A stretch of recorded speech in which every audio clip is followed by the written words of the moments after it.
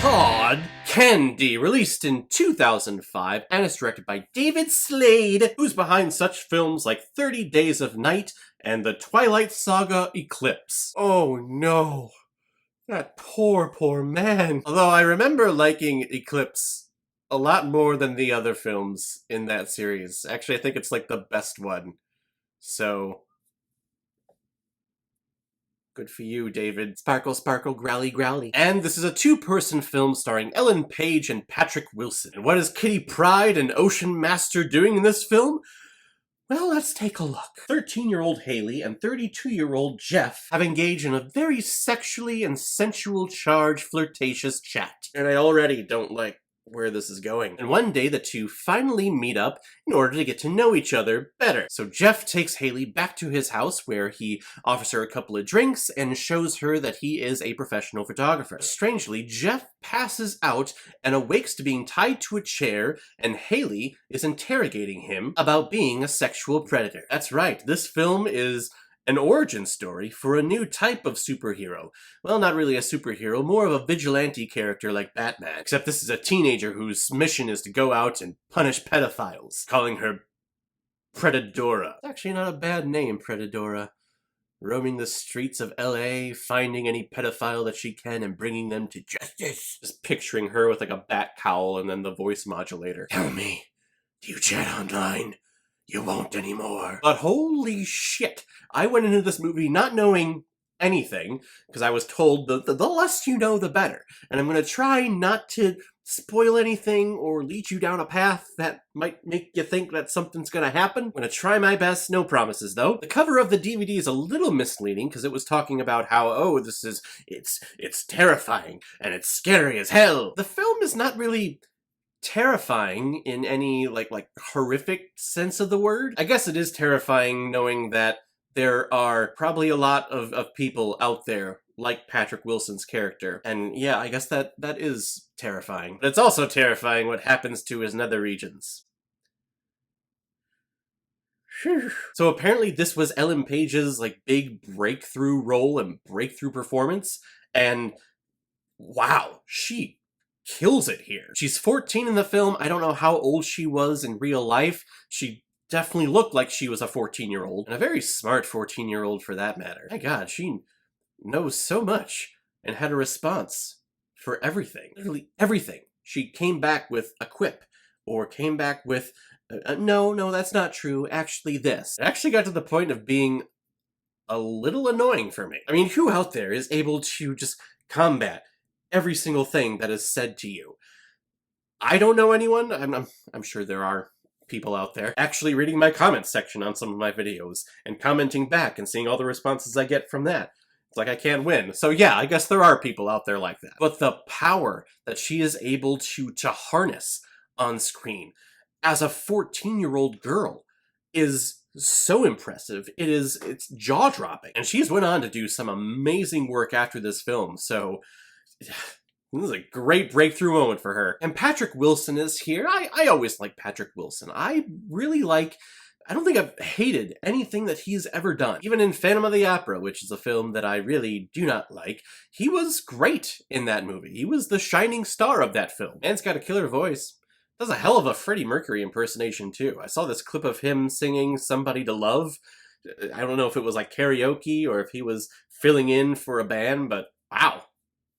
Dude can sing. And he is able to portray this pedophile as this gross and disgusting person, but also has this charm about him that you can understand why someone would be enticed by him. Someone would be seduced by him, trying to get to know him, because he seems like a really cool guy. Until you realize that he is going after women way too young. And this film does an amazing job of playing with your morality and playing with your values and playing with your emotions. Because there are several times in this movie where you flip back and forth, where you are 100% behind Ellen Page's character, 100%. And then there are times where you're starting to feel bad for Patrick Wilson's character. Yes, he's a pedophile, and pedophiles are terrible people that should be locked up and put into padded rooms and never to be released and see the light of day again. But then you see what she is doing to him, and being a man, I can't help but feel his pain. Okay, a very small spoiler. There is a castration scene in this film. You don't see anything, really, but it's all done very slowly, and you're just watching the reactions of Ellen Page, who's performing the castration, and Patrick Wilson, who is taking the castration. And but even after that terrible happening, you fall back in love with Ellen Page's character and you're 100% behind her. It keeps you guessing, and you don't 100% know that he is a pedophile the entire time. There are certain lines and certain looks that he has. There are certain things around his house that you look at and you go, yeah, you probably are, but we never 100% find out, and I think that's the biggest strength of this film, is that it keeps you guessing, and it doesn't 100% tell you the answer. It leaves it open for interpretation. Well, even the ending is open for interpretation. Does the thing happen, or does the thing not happen, and they have to live their life kind of in this shame with this person that they're in love with? Gosh, it is so hard to talk about that without spoiling it, and I don't want to, so I'm not going to. One of those films that you can't stop thinking about after you watch it, that's a good thing. You go back and you think, well, was this all true? Was she right in her suspicion, or was she completely wrong? Or was she manipulating him? I have no idea. I'm citing more behind being with Ellen Page, but who knows? I could be wrong. All I know is that we have a brand new hero out there that roams the streets of LA searching for pedophiles and bringing them to justice. She's the hero we deserve, but not the one that we need right now. She's a Dark Knight. She is Pedadora. I'm gonna give Hard Candy 4 out of 5 Blu-rays. I like it a lot.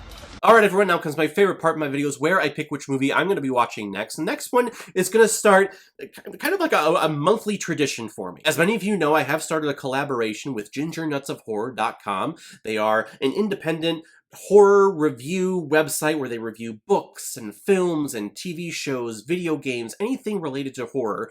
I've reached out to them and we're collaborating, and they're sending me screeners for me to review on my channel, because they're all about the artists and wanting them to express their art through whatever medium that they're doing it in. So I have all of these screeners, but I don't want to deter away from this channel what I have for the vision of it, and I don't want it to be just one genre that I'm showcasing here. So I'm dedicating 1 week out of the month, probably like the 3rd or 4th week of the month, to a couple of screeners from this horror website. And I already started with them last month with my review of Loose, so now I'm reviewing the movie called Human Zoo, which I'm assuming is a bunch of people locked up in a zoo somewhere, and people watch them.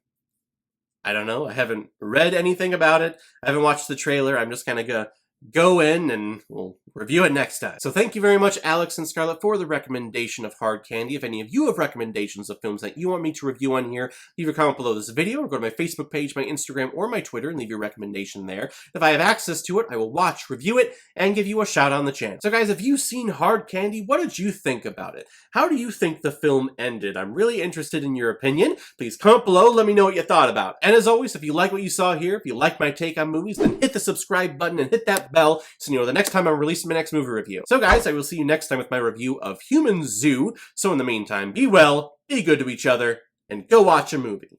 Take care, guys.